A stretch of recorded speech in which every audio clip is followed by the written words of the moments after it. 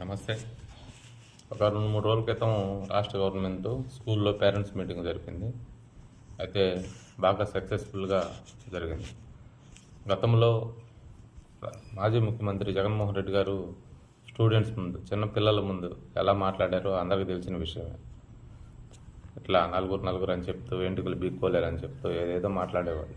అంటే నాయకుడికి ఉండవలసిన లక్షణాలు అవి కొంచెం కూడా లేవు. కాబట్టి అది మనకు అందరికీ తెలిసిన విషయమే. ఇప్పుడు పవన్ కళ్యాణ్ గారు మాట్లాడారు.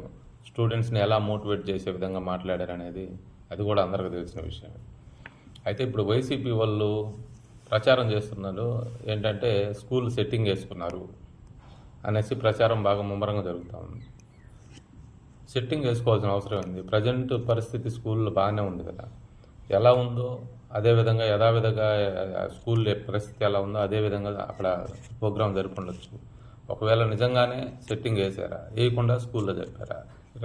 రెండు పార్టీలు, టీడీపీ పార్టీ కానీ జనసేన పార్టీ అధికార ప్రతినిధులు దాన్ని తిప్పికొట్టే ప్రయత్నం ఎందుకు చేయట్లేదు? సెట్టింగ్ కాదండి అది రియల్ అనేసి, లేదా సెట్టింగ్ అయితే ఎందుకు వేసుకోవాల్సి వచ్చింది? అంత అవసరం ఏముంది? పరిస్థితి బాగానే ఉంది కాబట్టి మామూలుగా స్కూల్లో ఇప్పుడు ఎలా ఉందో అలాగే జరుపుండొచ్చు కదా అని నా అభిప్రాయం.